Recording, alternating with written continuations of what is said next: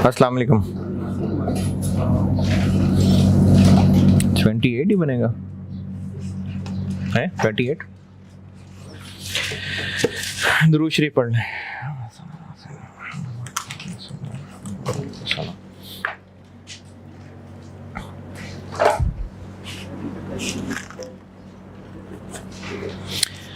एक सवाल मैंने होमवर्क दिया था, ऑटम 17।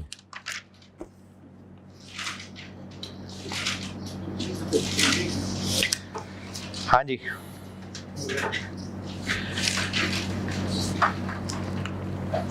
अगर किया कोई मुश्किल परेशानी, OAR निकालना था, उससे अप्लाइड आ जाएगा और एक्चुअल ओवरहेड्स को बांटना है सेकेंडरी अपोर्शनमेंट और अंडर ओवर अप्लाइड निकल आएगा।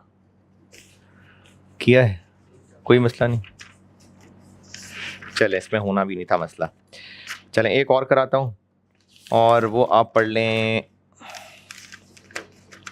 Question number 5, page 33, question 5, omega industries. Omega industries spring 2016 attempt का सवाल है। स्प्रिंग 2016 ओमेगा इंडस्ट्रीज पढ़ ले, मैं करता हूँ।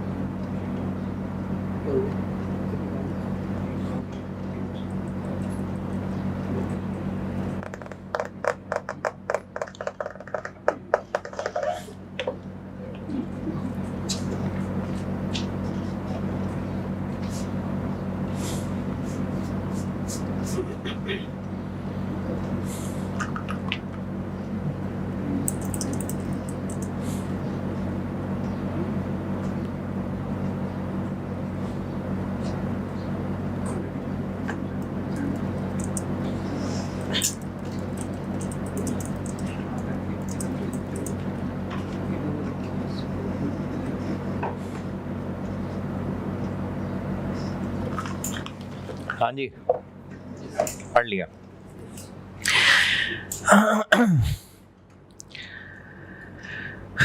Part A, compute product wise actual overheads. अच्छा, एक से ज़्यादा प्रोडक्ट्स हैं ना, तो ये वो मल्टीपल डिपार्टमेंट्स और मल्टीपल प्रोडक्ट्स वाला सवाल आ गया। तो अब हमने प्रोडक्ट वाइज एक्चुअल ओवरहेड्स को बांटना है। और पार्ट बी एंट्रीज पूछी हैं, वो एंट्रीज तो मैंने नहीं बताई अभी, लेकिन अंडर ओवर अप्लाइड करना है कैलकुलेट। तो अगर OAR हर प्रोडक्ट का अलग अलग है तो अंडर ओवर अप्लाइड भी अलग अलग प्रोडक्ट का ही होगा। तो पहले पार्ट ए कर लेते हैं जिसमें एक्चुअल ओवरहेड्स को बांटना है। स्प्रिंग 16। अच्छा, अब एक्चुअल ओवरहेड्स को बांटना है प्रोडक्ट वाइज।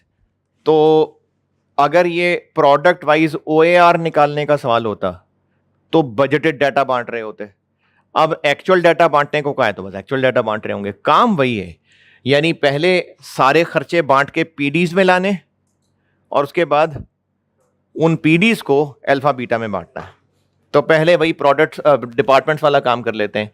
अंग्रेजी बेसिस पार्ट ए और टोटल और क्या क्या है, फैब्रिकेशन है, फिनिशिंग है, क्वालिटी कंट्रोल है और लॉजिस्टिक है। और रुपीज़ हैं, 1000 है, मिलियन है, क्या है, 1000 है। हाँ जी, सबसे पहले इनडायरेक्ट लेबर। तो इनडायरेक्ट लेबर तो मेरा ख्याल है दिया हुआ है शायद, है ना, इनडायरेक्ट लेबर दिया हुआ है। फैब्रिकेशन में 1500, फिनिशिंग में 1200, 500, 400 और टोटल हो गया 3600। इसके बाद फैक्ट्री रेंट।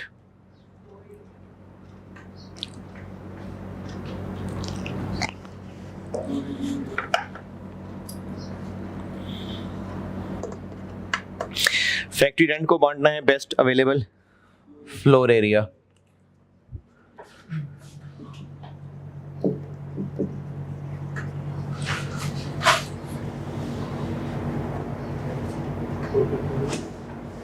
जी 2000 फ्लोर एरिया पे बांटे। 1000, 500, 300, 600 है।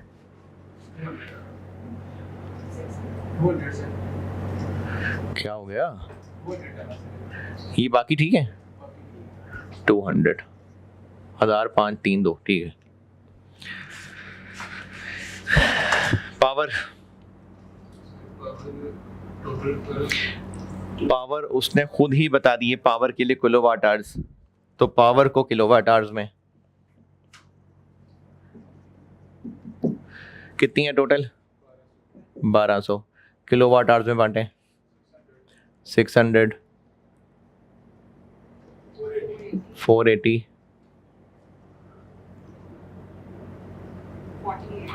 48, 72। आगे डेप्रीसिएशन। अच्छा, डेप्रीसिएशन के लिए अवेलेबल में से बेस्ट क्या है, कॉस्ट ऑफ प्लांट। प्लांट की कॉस्ट, टोटल डेप्रीसिएशन 9000।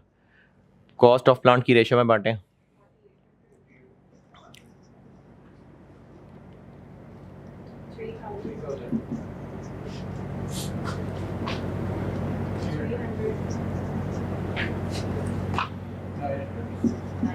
900।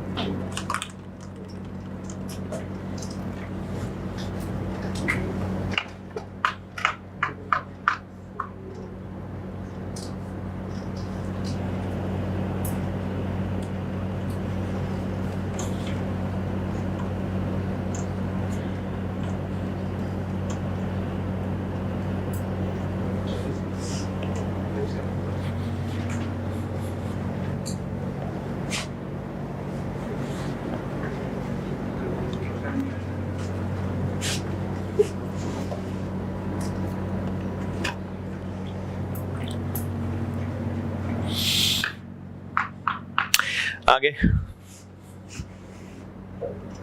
बस ये हो गई प्राइमरी अपॉर्चनमेंट 7900 5180 1148 1572। सेकेंडरी अपॉर्चनमेंट के लिए परसेंटेज बताई हुई है। तो सेकेंडरी अपॉर्चनमेंट, अच्छा अब ये सेकेंडरी अपॉर्चनमेंट जो है ये क्या है, 1 वे 2 वे 1 वे है। तो पहले किसको बांट लें, जो ज़्यादा को सर्विस दे रहा है, यानी लॉजिस्टिक। तो लॉजिस्टिक को बांट लेते हैं 60 35 5। तो लॉजिस्टिक से खाली कर लेते हैं 15 72, कितना 943 550 79। और फिर बांट लेते हैं क्वालिटी कंट्रोल को, कितना 40 60। और इसको खाली करना है 1 2 2 7।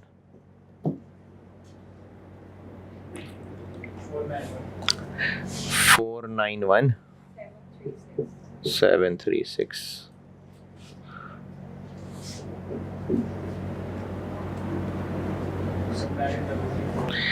9334 6466।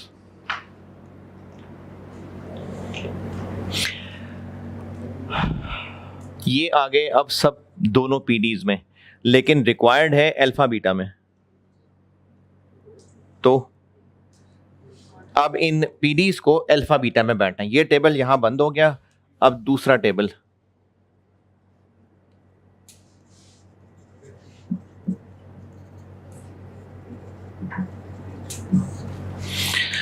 अब हमने बांटना है फैब्रिकेशन को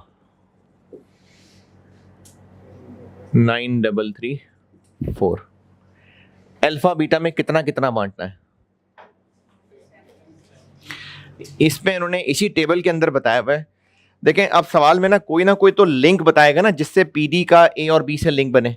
तो वो उसने कहा है कि फैब्रिकेशन में जितना काम हुआ है उसमें से 70% काम अल्फा के लिए हुआ है, 30% काम बीटा के लिए हुआ है। तो ये किस लिए बताया कि फैब्रिकेशन को 70-30 बांट दें। तो फैब्रिकेशन को 70-30 बांट देते हैं। 6534 2800। और फिर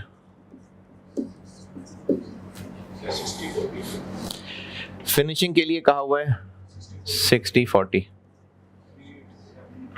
टोटल है 6466 जी। 3880 2586।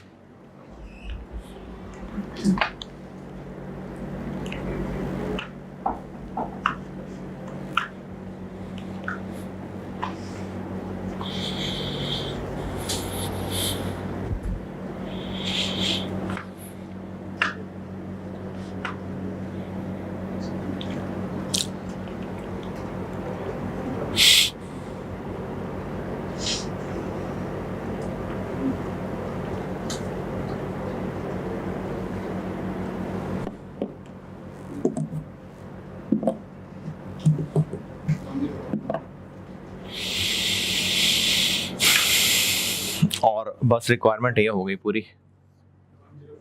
10414 और 5 लें जी, ये पार्ट ए था। 538। चलो मेरा डायलॉग अब भी वही है, लें जी ये पार्ट ए था।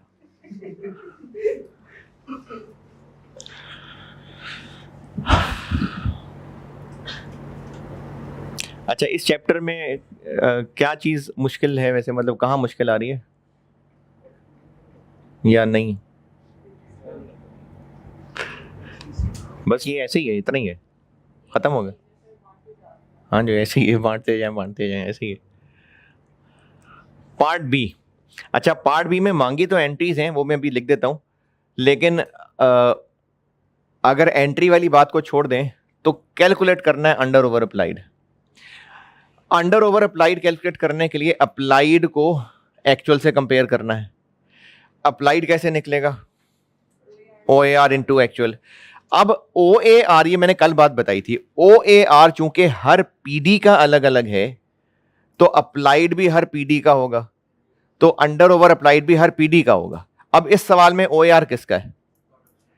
प्रोडक्ट का, अल्फा बीटा का।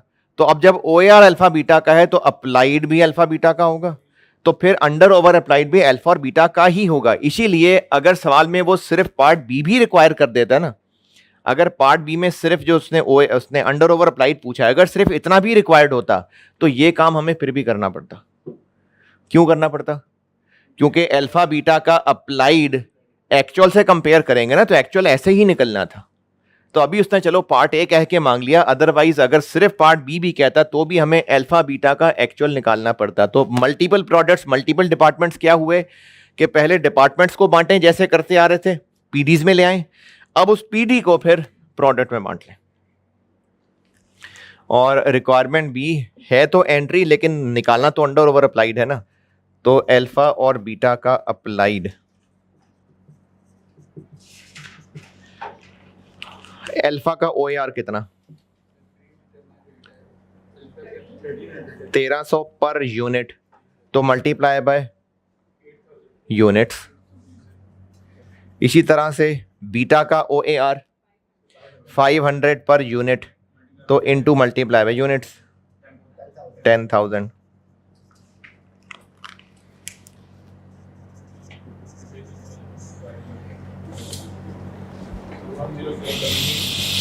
वन जीरो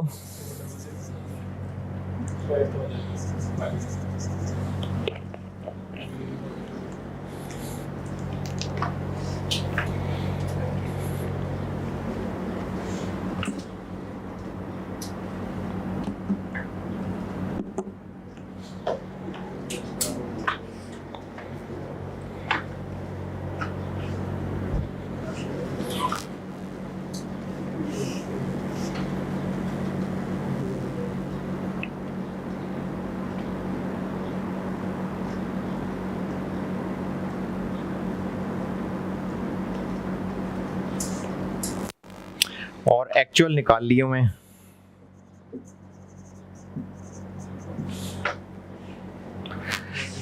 दस 414 और 5386, तो दोनों ही अंडर अप्लाइड है।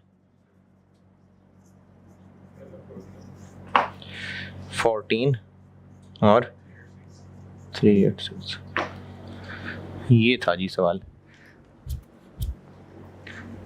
और एक सवाल होमवर्क कर दें, वो है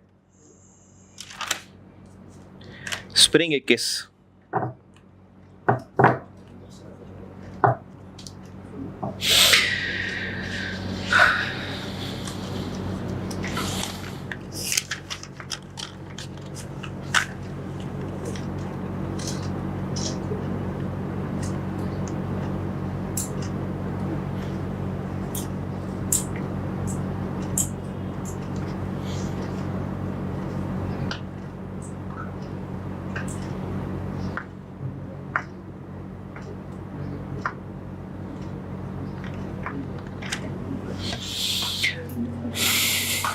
स्प्रिंग 21 होमवर्क कर दीजिएगा।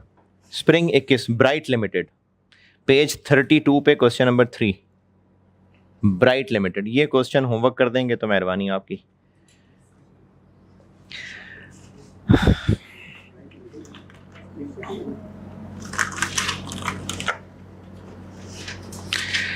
अच्छा, एक सवाल और करा देता हूं और बस फिर बहुत है चैप्टर। अब आप पढ़ लें पेज 34, पेज 34 क्वेश्चन नंबर 8, जायका लिमिटेड। जायका लिमिटेड, ये ऑटम 2013 का सवाल था।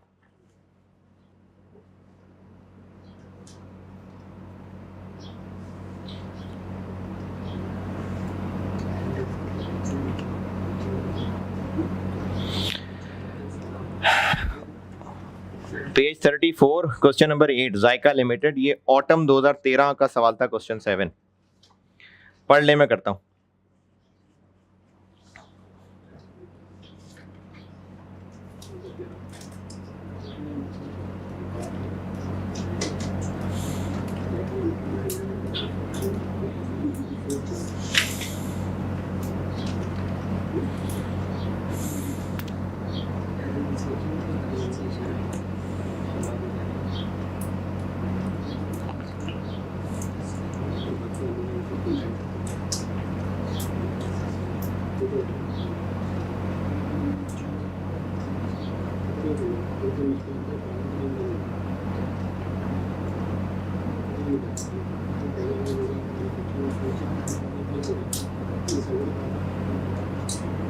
सवाल पढ़ने को कहा है यार, सवाल तो पढ़ लो।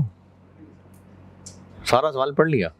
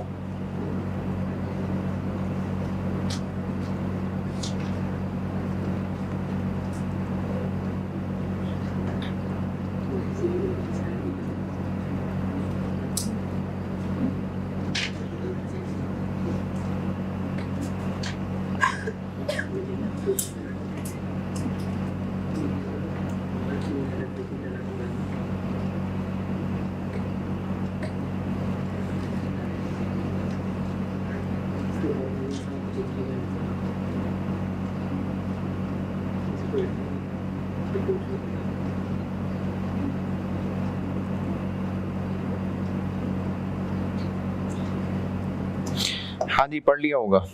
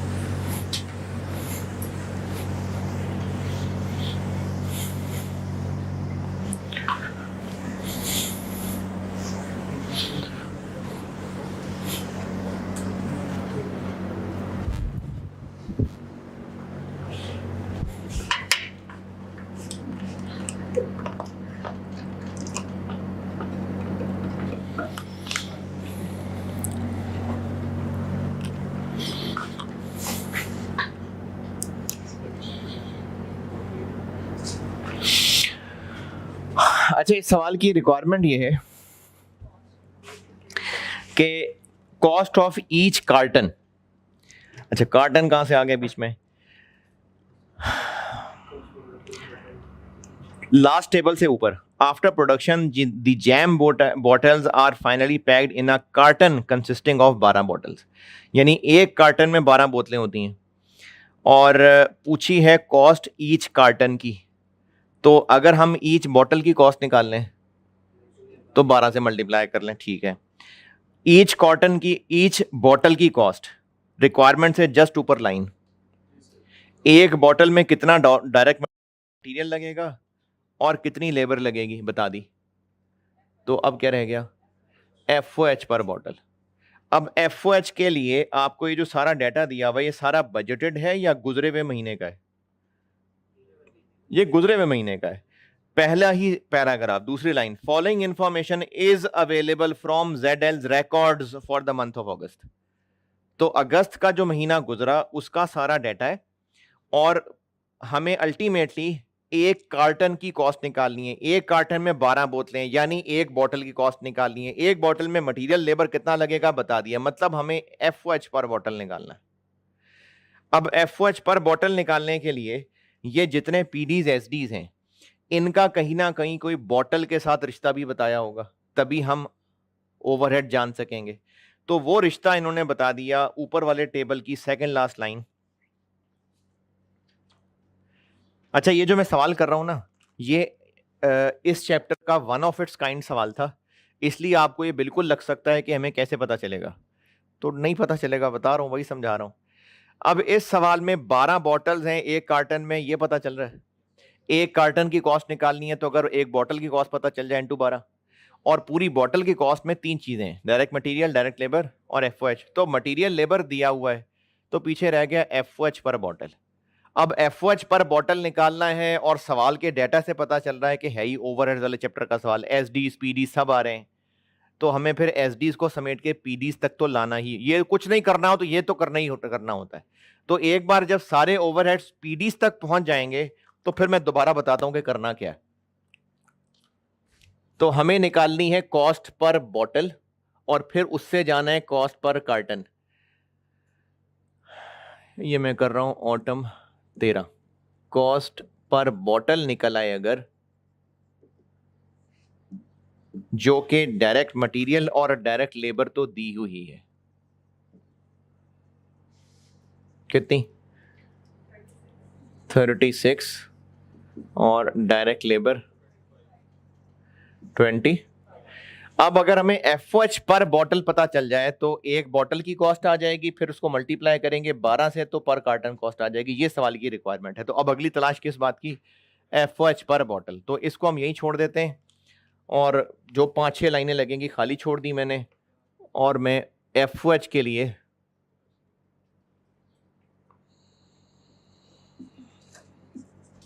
PDs क्या क्या है, selection, jam making, bottling, store और डिस्ट्रीब्यूशन। अच्छा, अब ये देखें, मैंने ना बहुत पहले बताया था कि अगर स्टोर फैक्ट्री में होता तो उसका एक अलग डिपार्टमेंट होता, तो ये है ना अलग डिपार्टमेंट स्टोर।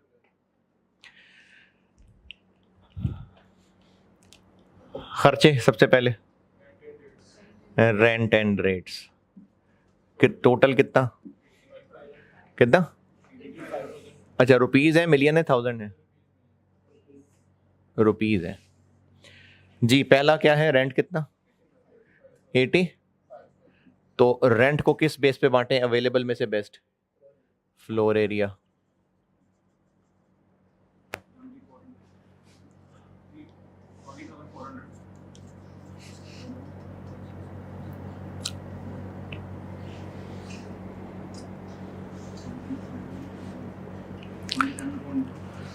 $27,200,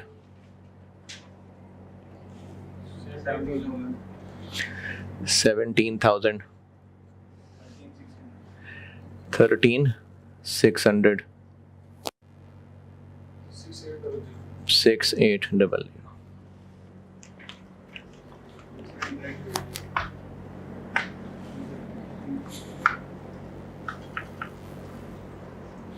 उसके बाद क्या है, इनडायरेक्ट वेजेस। इनडायरेक्ट वेजेस इसको किस रेशियो में बांटे? अवेलेबल में से बेस्ट डायरेक्ट वेजेस। क्यों डायरेक्ट वेजेस? क्योंकि इनडायरेक्ट लोग इन्हीं को तो सपोर्ट कर रहे हैं, तो डायरेक्ट वेजेस की रेशियो में बांट देंगे।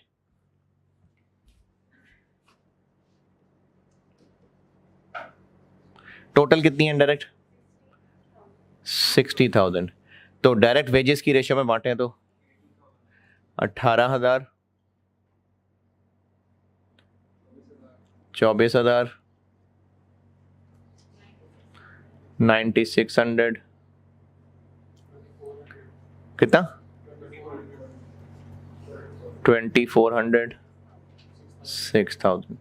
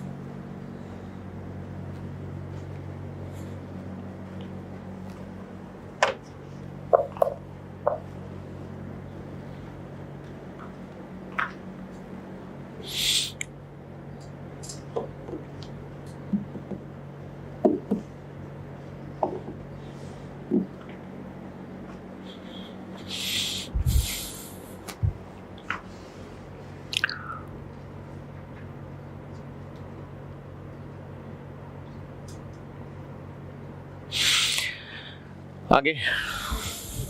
अच्छा, अब ना मैं इस सवाल को, एक तो ये कि ये वन ऑफ इट्स काइंड सवाल था इसलिए करा रहा हूं, दूसरा एक पॉइंट है जिसकी वजह से मैंने ये सवाल उठाया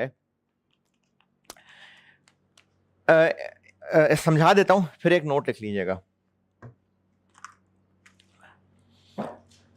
डायरेक्ट लेबर और इनडायरेक्ट लेबर। डायरेक्ट लेबर वो लोग होते हैं जो प्रोडक्शन में डायरेक्टली इन्वॉल्व हैं और ये पता है कि 1 यूनिट बनाने के लिए कितना, तो उनको डायरेक्ट लेबर कहते हैं। उनके पैसों को डायरेक्ट लेबर कॉस्ट या डायरेक्ट वेजेस कहते हैं। और जो डायरेक्ट नहीं है वो इनडायरेक्ट है।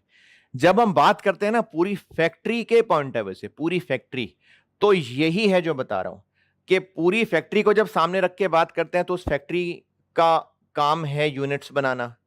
तो डायरेक्ट लेबर वो है जो प्रोडक्शन डायरेक्टली इन्वॉल्व होके कर रहे हैं, और इनडायरेक्ट वो हैं जो डायरेक्ट नहीं है।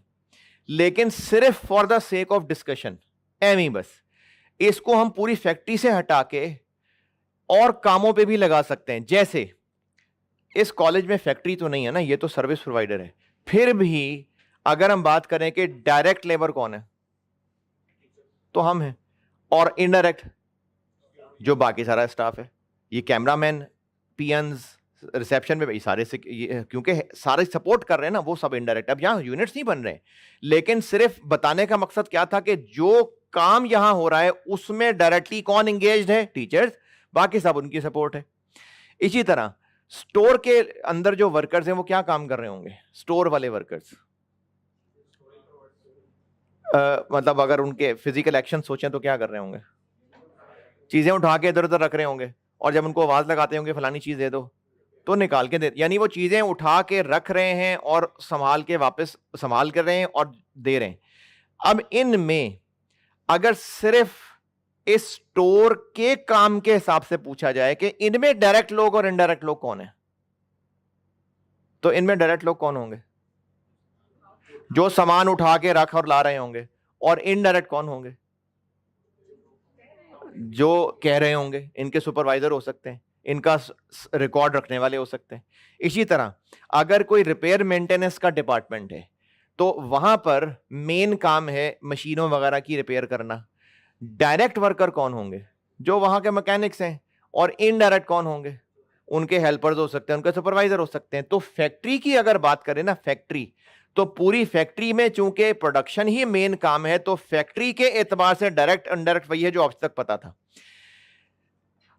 लेकिन सिर्फ इस सवाल में एक ऐसा पॉइंट आ गया, जो फिर मैं आपको नोट भी लिखवा देता हूं, आपको स्टोर्स डिपार्टमेंट और डिस्ट्रीब्यूशन डिपार्टमेंट में भी डायरेक्ट वेजेस लिखी नजर आ रही हैं। देखें सवाल में,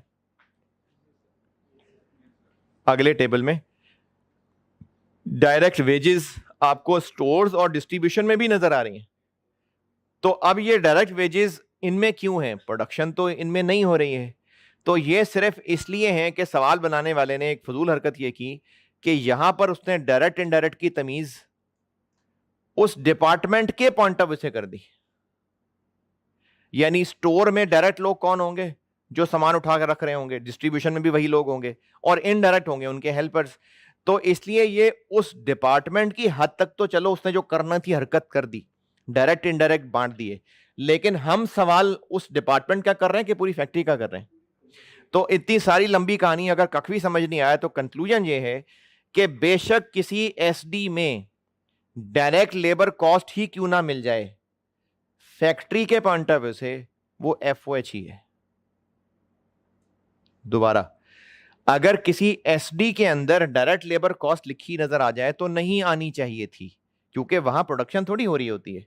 लेकिन फिर भी अगर उन्होंने लिख दी है तो शायद वो ये कहना चाह रहे थे कि उस डिपार्टमेंट में जो काम हो रहा था वो कौन डायरेक्ट और इनडायरेक्ट कर रहे थे। तो उस डिपार्टमेंट की हद तक तो चलो ठीक है डायरेक्ट इनडायरेक्ट, लेकिन हम सवाल क्या सॉल्व कर रहे हैं? हम तो प्रोडक्ट की कॉस्ट निकाल रहे हैं।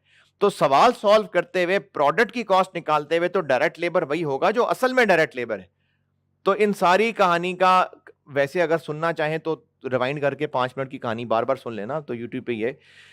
लेकिन कंक्लूजन ये है कि अगर आपको एसडी के अंदर कोई डायरेक्ट लेबर कॉस्ट भी लिखी मिल जाए, डायरेक्ट वेजेस, तो एफओएच का सवाल करते हुए वो है एफओएच ही।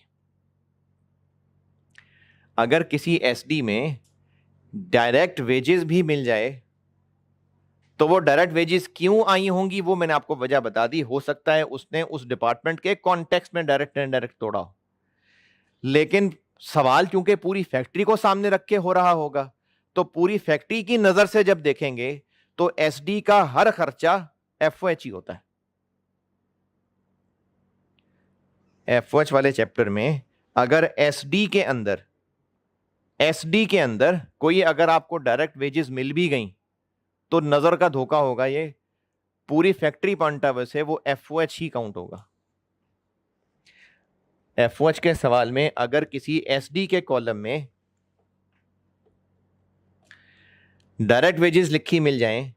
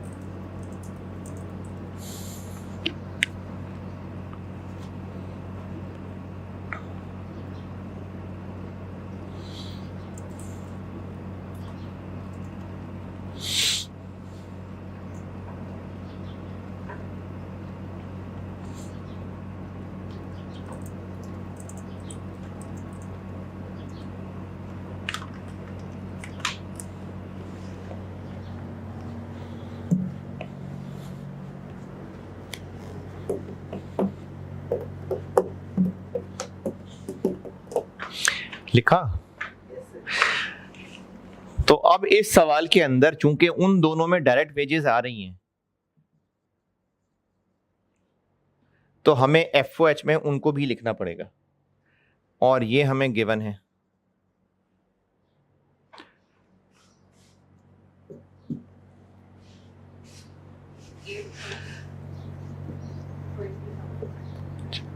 ये क्या किया अभी मैंने, ये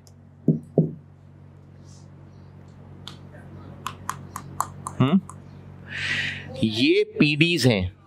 पीडी के डायरेक्ट वेजेस तो असल में डायरेक्ट वेजेस है। ये तो जो एसडी की डायरेक्ट वेजेस लिखी थी वो नजर का धोखा था, वो असल में कंपनी पॉइंट ऑफ व्यू से एफओएच ही था। तो इसलिए डायरेक्ट वेजेस की मैंने अंग्रेजी जरूर लिखी है, लेकिन सिर्फ इन दोनों कॉलम्स के अंदर। तो अगर सवाल में एसडीज के अंदर डायरेक्ट वेजेस लिखी नजर आ जाए तो वो सिर्फ इसलिए है क्योंकि सवाल वाले ने वो उन डिपार्टमेंट के कॉन्टेक्स्ट में डायरेक्ट इनडायरेक्ट कह के तोड़ी हुई है। लेकिन जब पूरी फैक्ट्री के पॉइंट ऑफ व्यू से बात करेंगे तो एसडी का जो भी खर्चा है वो एफओएच ही है, इसलिए हमने इनको एफओएच वाले टेबल के अंदर लिखा। और इधर इसलिए नहीं लिखा क्योंकि वो तो असल में है ही डायरेक्ट वेजेस। बस ये पॉइंट कराना था इस सवाल के लिए, और वैसे चलो सवाल एक करा ही रहा हूं, लेकिन मेन मकसद मेरा ये पॉइंट बताना था। और आगे चलें। अब ये जनरल लाइटिंग है, पंखे लाइटें, इसके लिए आपको ये बता दिया कि कितने पंखे लाइटें लगे हुए हैं, तो नंबर ऑफ लाइट पॉइंट्स। अगर ये ना दिया होता तो फ्लोर एरिया लेते। नंबर ऑफ लाइट पॉइंट्स का मतलब है कितने पंखे लाइटें हैं, तो पता है कितने पंखे लाइटें हैं तो उन्हीं की बेस पे बांटेंगे। टोटल कितना, 75,000। और लाइट पॉइंट्स की बेस पे बांटे 12,500, 25,000, 18,750,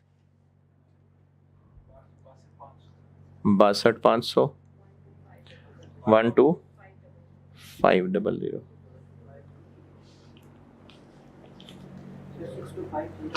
किधर 62, 50 है?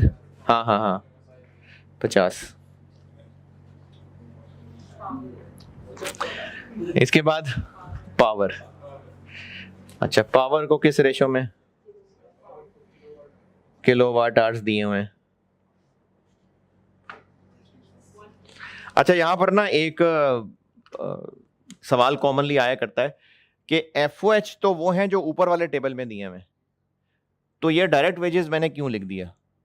भाई सवाल में तो दिया हुआ है ना, बेशक दूसरे टेबल में दिया हुआ है लेकिन सवाल में तो दिया हुआ है ना, तो इसलिए डायरेक्ट वेजेस मैंने एसडीज वाले लिखे हैं इस टेबल में। पावर कितनी है टोटल, 150 किलोवाट आवर्स की रेशियो में बांटे।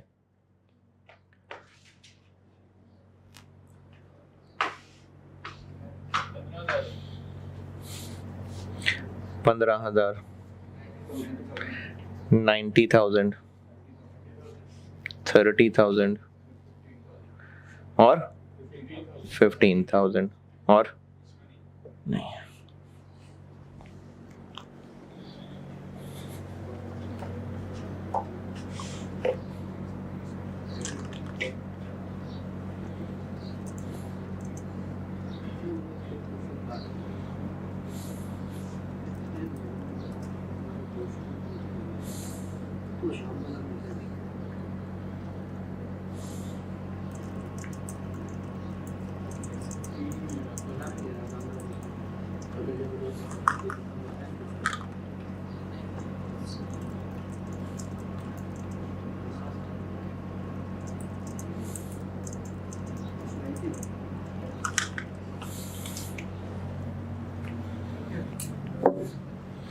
और डेप्रिसिएशन, डेप्रिसिएशन के लिए कॉस्ट ऑफ मशीनरी। हाँ जी, टोटल कितनी, 50,000, 10,000, 20,000, 15,000, 5,000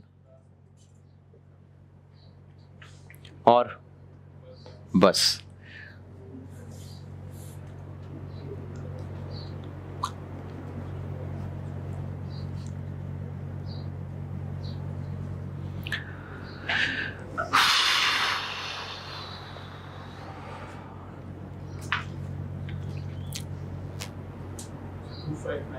किधर पहला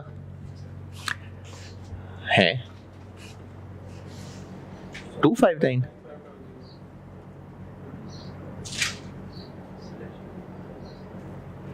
$20,000, 18,000, 12,000, 15,000, 10,000 हैं, 45,300। जैम मेकिंग है 186,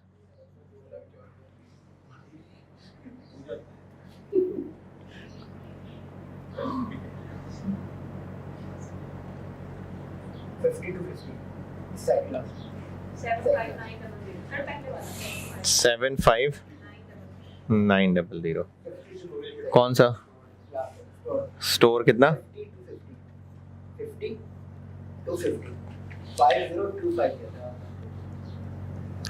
50250 90350। Secondary apportionment one way two way? One way. तो पहले किसको बांटें? स्टोरेज को। स्टोरेज को बांट दें कितना कितना? 10 30 40 20। तो स्टोरेज से निकाल लेते हैं 50 250 और यहाँ आ जाएगा 5025।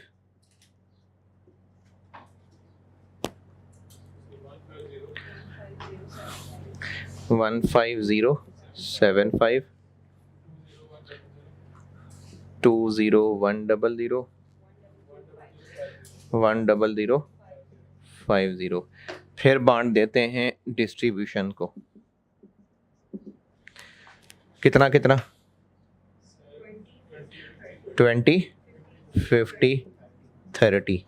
और यहाँ से कितना आउट करना है?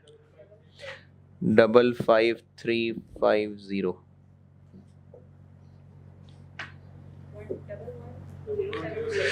110 27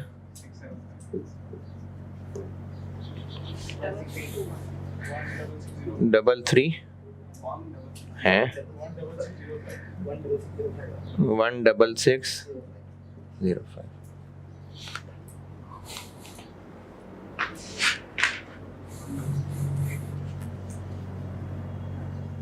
ये 0 हो गया।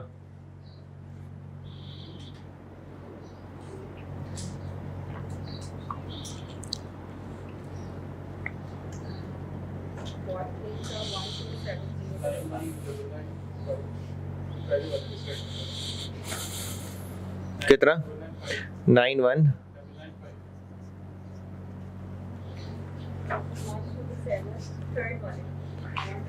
127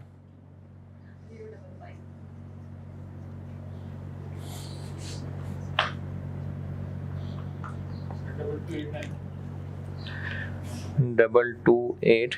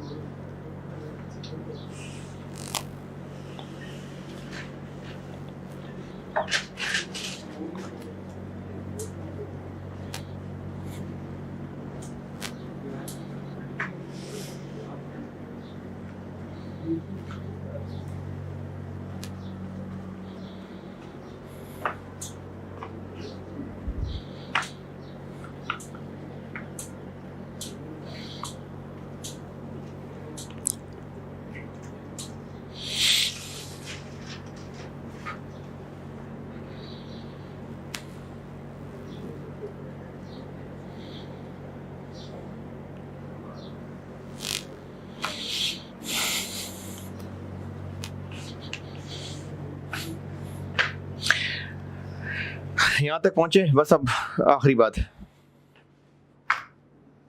यहाँ तक। अच्छा जी, बात शुरू यहाँ से हुई थी कि हमें चाहिए cost per bottle, direct material आ गया, डायरेक्ट लेबर आ गया, अब चाहिए एफओएच पर बॉटल। तो अभी तक हम ये तो कर पाए हैं कि एसडी से हम सिमट के पीडीज तक आ गए हैं, लेकिन अब यहाँ से पर बॉटल कैसे बने? तो इन पीडीज का बॉटल से कहीं ना कहीं कोई रास्ता, कोई लिंक होगा। हाँ अच्छा, ओएआर कहना तो इसलिए मुनासिब नहीं है क्योंकि बजटेड डाटा नहीं है, इसलिए ओएआर नहीं कहना। आपको बॉटल्स का और पीडीज का रिश्ता एक जगह से पता चल रहा है, वो है दूसरे टेबल का second last point, labour hours per bottle. तो अगर हम किसी तरह से ओवरहेड्स पर लेबर आवर निकाल लें, ओवरहेड्स पर लेबर आवर, तो वहां से पर बॉटल तक पहुंच सकते हैं। और पर लेबर आवर कैसे निकालें, उसी से ऊपर वाली लाइन। तो हर पीडी के आवर्स पता चल गए, तो अगर हम उसको 8 से डिवाइड कर लें तो ओवरहेड पर लेबर आवर आ जाएगा और आगे उनको पर बॉटल तक पहुंचा सकते हैं। ये जो निकलेगा ये ओएआर होगा। नहीं, ओएआर नहीं होगा। क्यों ओएआर नहीं होगा? क्योंकि कोई बजटेड डाटा थोड़ी है। हम सिर्फ असल में हम चाह ये रहे हैं कि इस पीडी के ओवरहेड्स को हम किसी तरह पर बॉटल तक ले आए। तो पर बॉटल तक लाने का सीधा रास्ता नहीं है, एक थोड़ा सा टेढ़ा रास्ता ये है कि हमें यह पता है कि हर पीडी में टोटल आवर्स कितने लगे, तो उनसे डिवाइड कर दें तो पर आवर बन जाएगा और वहां से पर बॉटल तक पहुंच सकते हैं। जैसे इसी के नीचे चल रहा हूं मैं, इसी के नीचे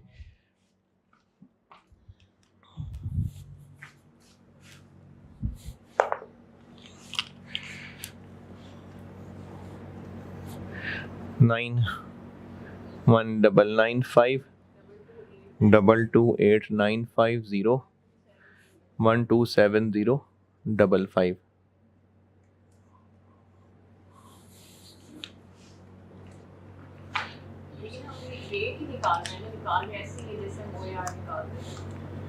हाँ, कैलकुलेशन की बात करें तो ओएआर जैसा ही है, लेकिन इसको हम ओएआर नहीं कहेंगे। तो हर पीडी के हमें अब लेबर आवर्स पता, इसके कितने,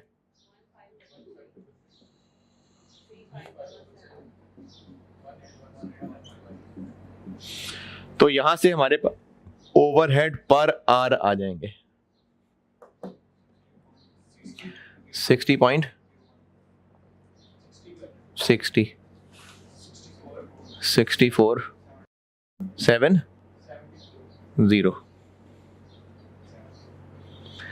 अब हमें हर पीडी का ओवरहेड पर लेबर आवर पता चल गया, लेकिन हमें तो पर बॉटल चाहिए।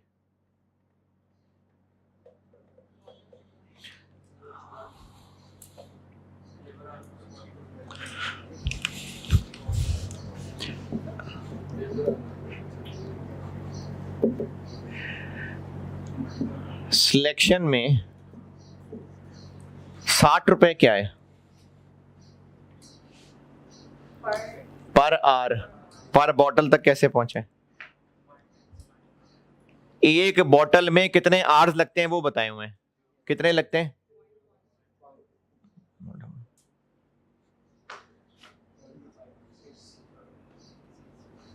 इसी तरह जैम मेकिंग में ये 74 क्या है, 64 पर आवर, पर बॉटल तक कैसे पहुंचे? 0.25 से मल्टीप्लाई कर दे। और बॉटलिंग में 70 क्या है पर आवर, 0.15 से मल्टीप्लाई कर दें तो पर बॉटल बन गया 10.5। तो ये आ गया कॉस्ट पर बॉटल। नहीं यार, ये ऊपर भी है, कितना? 0.5, लेकिन पूछा था कॉस्ट पर कार्टन।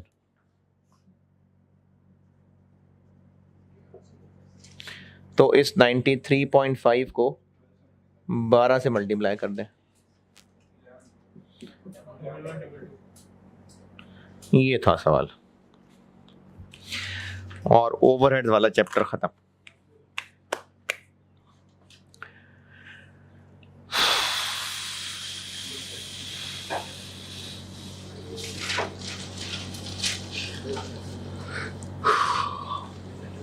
अच्छा, ओवरहेड्स वाला चैप्टर खत्म नहीं है, डायलॉग जल्दी बोल दिया मैंने।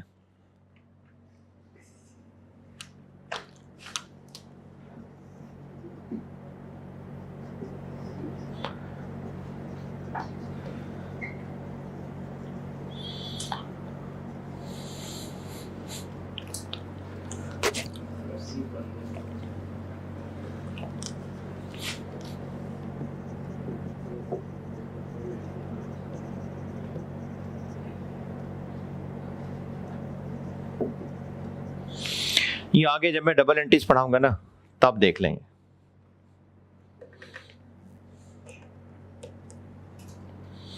ओवरहेड्स के चैप्टर खत्म।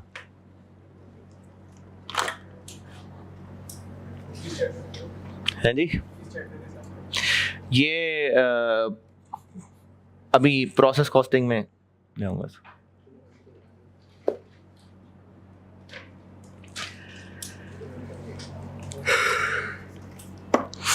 चले जी, अगले लेक्चर में फिर अब अगला चैप्टर फड़का देते हैं।